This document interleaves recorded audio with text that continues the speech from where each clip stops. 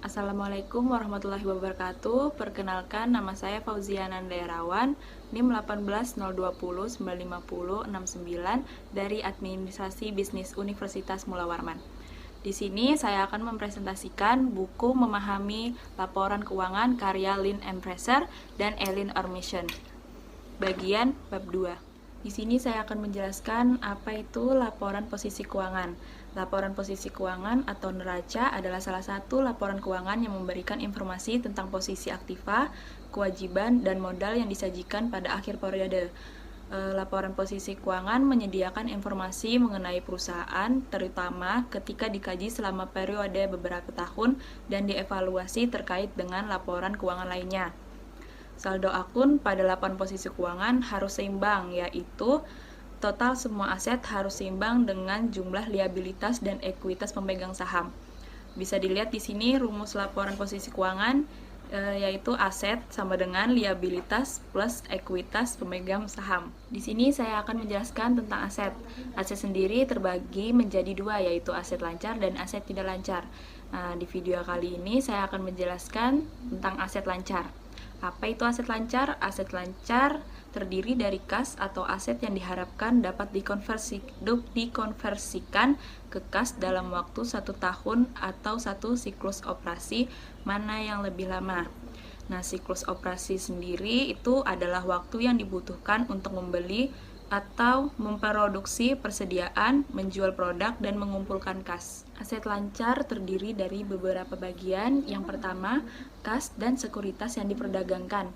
Akun kas tepatnya adalah kas dalam bentuk apapun yang menunggu diuangkan, sedangkan sekuritas yang diperdagangkan adalah substitusi kas. Kas yang tidak segera dibutuhkan di perusahaan dan untuk sementara diinvestasikan untuk mendapatkan pengembalian. Yang kedua, piutang usaha. Piutang usaha adalah saldo pelanggan yang beredar berdasarkan penjualan kredit dan dilaporkan pada laporan posisi keuangan pada nilai yang terdapat di realisasi bersih, yaitu jumlah akun sesungguhnya dikurangi akun cadangan piutang ragu-ragu. Akun cadangan piutang ragu-ragu menjadi penting dalam menilai kualitas penghasil. Misalnya, jika perusahaan memperluas penjualan dengan menurunkan standar kredit, maka harus ada peningkatan persentase terkait akun cadangan. Yang ketiga, ada persediaan. Persediaan adalah item yang disimpan untuk dijual atau digunakan pada pembuatan produk yang akan dijual. Persediaan merupakan penghasilan pendapatan utama bagi perusahaan. Selanjutnya, metode akuntansi persediaan. Metode ini bisa disesuaikan dengan jenis perusahaan dan juga kepentingan perusahaan. Ada 3 metode yang digunakan. Yang pertama, metode FIFO. FIFO yang artinya masuk pertama, keluar pertama. Maka pada metode ini, unit persediaan yang pertama kali masuk ke gudang perusahaan akan dijual pertama.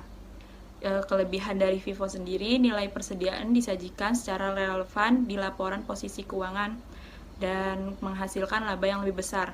Kekurangannya yaitu pajak yang harus dibayarkan perusahaan ke pemerintah menjadi lebih besar dan laba yang dihasilkan kurang akurat.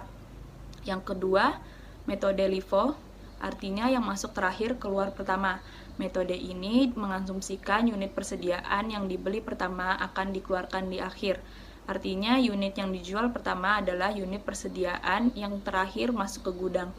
Kelebihan dari metode LIFO ini mudah membandingkan kos saat ini dengan pendapatan sekarang dan menghemat pajak. Yang kekurangannya itu bertolak belakang dengan aliran fisik persediaan dan juga laba atau rugi yang dihasilkan lebih rendah. Yang ketiga yaitu metode average. Metode ini bisa disebut metode rata-rata tertimbang.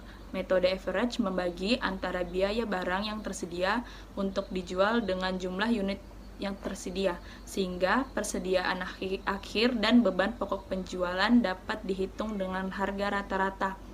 Metode average merupakan titik tengah atau perpaduan dari metode FIFO dan LIFO. Jadi, kelebihan dan kekurangan metode ini berada di antara metode LIFO dan FIFO. Selanjutnya yaitu beban dibayar di muka. Beban dibayar muka seperti asuransi, sewa, pajak properti dan utilitas, kadang-kadang dibayar di muka. Semua itu dimasukkan ke aset lancar seperti beban tersebut akan jatuh tempo dalam 1 tahun atau siklus operasi, yang mana lebih lama di antara keduanya.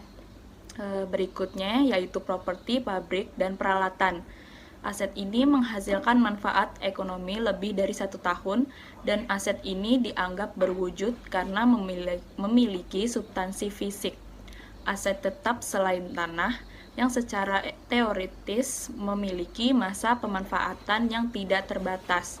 Selama periode waktu aset dapat memberikan manfaat bagi perusahaan. Dan yang terakhir ada aset lain. Aset lain pada laporan posisi keuangan perusahaan meliputi banyak sekali item tak lancar lain, seperti properti yang akan disimpan untuk dijual, biaya awal dalam kaitannya dengan perusahaan baru, nilai pengembalian kas sebelum jatuh tempo pada polis asuransi jiwa, dan pembayaran uang muka jangka panjang. Sekian presentasi dari saya, mohon maaf bila ada kekurangan. Wassalamualaikum warahmatullahi wabarakatuh.